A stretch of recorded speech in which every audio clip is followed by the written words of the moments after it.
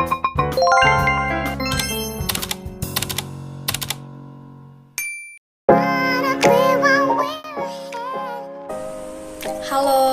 perkenalkan nama saya Angelina Tesalonika Rau. Saya mahasiswa Politeknik Negeri Manado, jurusan Administrasi Bisnis, Prodi Manajemen Bisnis, dari kelas 4 LMB 5. Nah, saat ini saya akan membuat video presentasi mengenai dari topik manajemen pemasaran untuk memenuhi tugas dari mata kuliah manajemen pemasaran.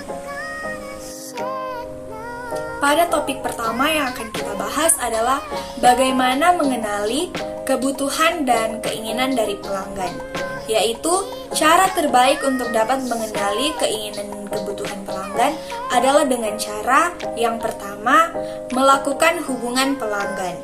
Unsur yang paling penting dalam bisnis adalah konsep hubungan pelanggan. Dalam pendekatan ini, cara terbaik yang harus digunakan adalah komunikasi dua arah. Nah, tujuan dari hubungan pelanggan adalah untuk membuat pelanggan merasa dihargai. Selanjutnya, mengidentifikasi kemungkinan masalah dan untuk mengetahui kebutuhan yang muncul yang mungkin berguna dalam melayani pengembangan produk masa depan. Cara selanjutnya, melakukan penelitian pelanggan.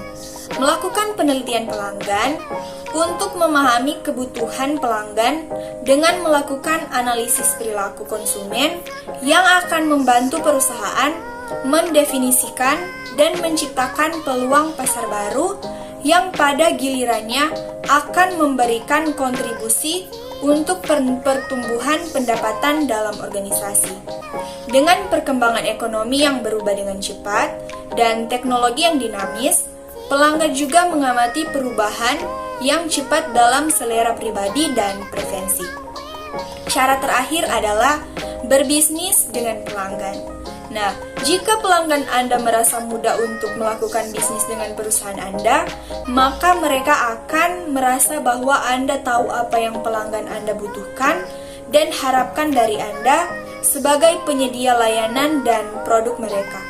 Sebagai penyedia layanan handal, staf pada perusahaan Anda harus memiliki pengetahuan tentang produk dan jasa yang ditawarkan, serta memiliki pengetahuan manajemen. Topik selanjutnya yang akan kita bahas adalah bagaimana pemasar meningkatkan kepuasan pelanggannya. Nah, ada beberapa cara yang bisa dilakukan oleh pemasar untuk meningkatkan kepuasan pelanggan, yaitu pertama, memberikan fasilitas dan pelayanan yang lebih ekstra. Dengan memberikan pelanggan fasilitas akan meningkatkan kepuasan pelanggan. Fasilitas lebih ini bisa apa saja, semisal free produk atau diskon khusus untuk beberapa produk, dan lain sebagainya. Selanjutnya, pelayanan yang jelas dan tidak bertele-tele. Ini biasanya berlaku untuk perusahaan yang menawarkan jasa. Ada beberapa jasa yang sepertinya belum berani mengatakan tidak di saat tidak berani memenuhi permintaan pelanggannya. Meskipun terdengar mengecewakan di awal, perusahaan disarankan untuk berani berkata tidak atau tidak sanggup jika memang tidak dapat memenuhi kebutuhan dari pelanggan. Selanjutnya, meningkatkan kualitas produk atau jasa dan menjaga atau meningkatkan kualitas produk atau jasa yang ditawarkan. Pelanggan yang memang sudah berlangganan produk atau jasa pastinya akan kecewa jika suatu saat ia menemukan produk atau jasa ini menjadi semakin buruk. Ini adalah satu hal yang pasti. Oleh karena itu, produk atau jasa yang ditawarkan harus terus dijaga kualitasnya. Akan lebih baik lagi jika produk atau jasa yang ditawarkan ini ditingkatkan kualitasnya. Pembahasan ketiga adalah bagaimana membuat desain produk. Nah, untuk membuat desain produk, ada beberapa proses yang harus dilakukan. Yang pertama, menentukan visi produk. Selanjutnya, mengadakan riset produk, brainstorming dan membuat ide, pembuatan prototipe, tes pasar dan validasi, dan yang terakhir peluncuran produk. Pada pembahasan keempat yang akan kita bahas, bagaimana menguji bahwa konsep produk bekerja. Untuk menguji bahwa konsep produk bekerja adalah dengan menjual produk tersebut pada suatu daerah pemasaran yang terbatas, namun dianggap mewakili keseluruhan pasar. Dengan program pemasaran yang telah disusun dan dilaksanakan agar standar kualitas yang ditetapkan sesuai dengan standar keamanan yang berlaku dan meminimalisir kemunculan produk cacat yang justru akan merugikan perusahaan. Yang topik kelima adalah bagaimana mengembangkan kemasan dan merek. Untuk mengembangkan kemasan dan merek suatu produk, ada beberapa tips, yaitu yang pertama, uji pengemasan ramah pengiriman. Yang kedua, sumber kemasan berkelanjutan. Yang ketiga, pertimbangkan pengalaman unboxing. Dan yang terakhir, harus lebih menonjol di era persaingan ini. Pembahasan keenam, bagaimana pemasar menetapkan harga. Ada beberapa cara bagi pemasar untuk menetapkan harga suatu produk. Yang pertama, menetapkan biaya harga plus. Fungsi utama dari metode penetapan biaya harga plus ini adalah supaya perusahaan bisa mendapatkan laba sebesar-besarnya. Yang kedua, markup. Markup adalah harga jual perusahaan yang biasanya lebih daripada biaya produksi. Yang ketiga, penetapan BEP atau break even point. Nah, metode BEP ini dilakukan dengan cara menetapkan harga jual berdasarkan total biaya pengeluaran dan hasil yang diterima badan usaha secara keseluruhan. Yang keempat, analisis kompetitor. Menganalisis kompetitor dengan cara seperti ini, perusahaan nantinya bisa menentukan harga yang sekiranya lebih berkenan bagi konsumen dan lebih menguntungkan untuk bisnis mereka. Dan metode yang terakhir atau cara yang terakhir adalah riset permintaan pasar. Tujuan dari metode ini adalah untuk melihat kebutuhan dan permasalahan yang dihadapi oleh target audiens perusahaan. Selanjutnya kita masuk pada pembahasan yang ketujuh, yaitu terdapat cara untuk mengatur distribusi. Yang pertama, pilih distribusi yang tepat waktu. Yang kedua, distribusi melalui website. Yang ketiga, menjaga komunikasi dengan distributor. Yang kelima, fokus pada area lokal. Yang keenam, memanfaatkan software. Yang ketujuh, siapkan transportasi yang tepat. Yang ke-8, menetapkan atau menerapkan sistem COD. Dan yang ke-9 adalah lakukan interview. Jadi, ke-9 cara itu adalah untuk mengatur distribusi. Pembahasan yang ke-8 adalah bagaimana produk itu disampaikan atau dapat diberitakan. Untuk membuat suatu produk dipasarkan atau diberitakan, maka kita harus memuatnya di sosial media seperti Instagram, Facebook, dan lain-lain. Atau yang sedang tren sekarang adalah TikTok. Dengan cara ini, kita bisa memasarkannya secara langsung kepada pelanggan dengan cara membagikan brosur.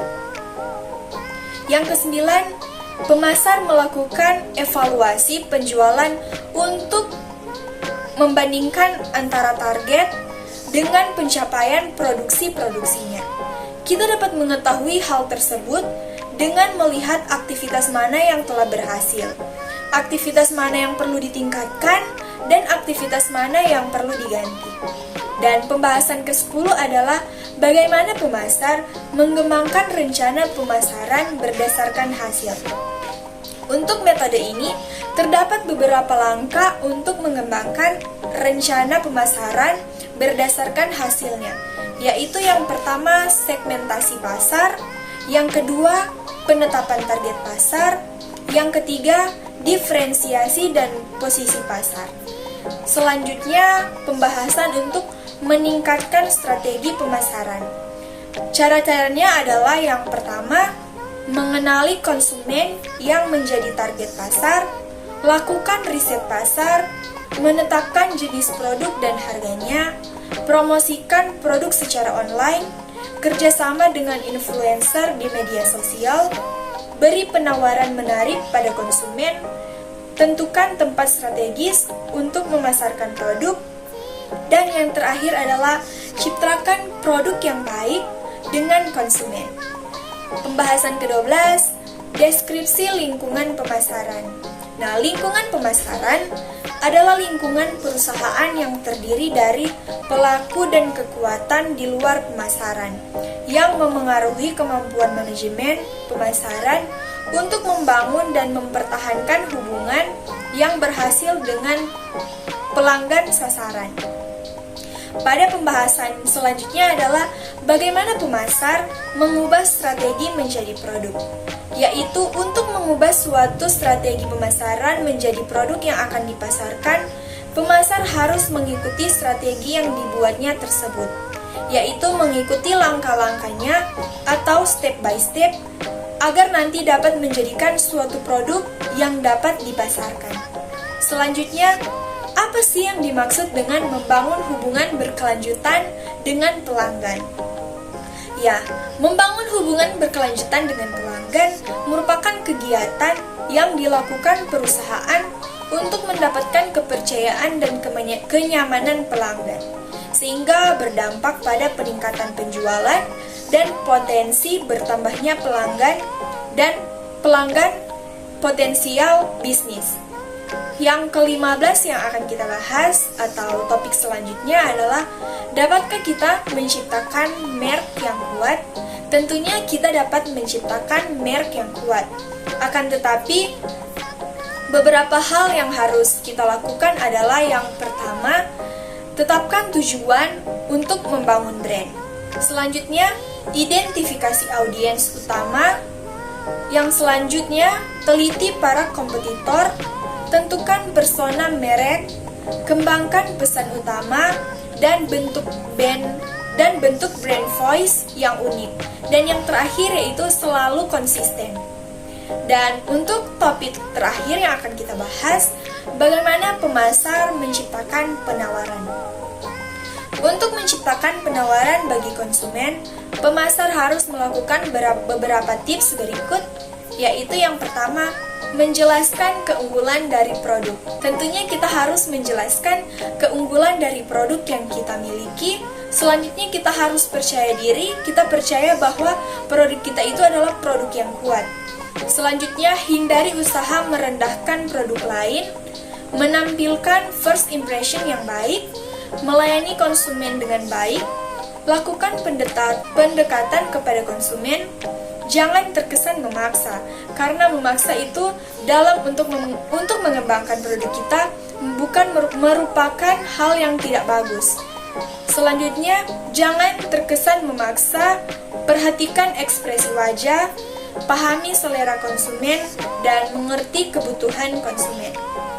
Nah, jadi itu adalah hal-hal yang saya presentasikan dan dapat saya berikan dari apa yang saya ketahui mengenai topik-topik yang sudah dibahas tadi. Sekian presentasi dari saya lewat video ini dari topik manajemen pemasaran dan dari mata kuliah manajemen pemasaran. Terima kasih.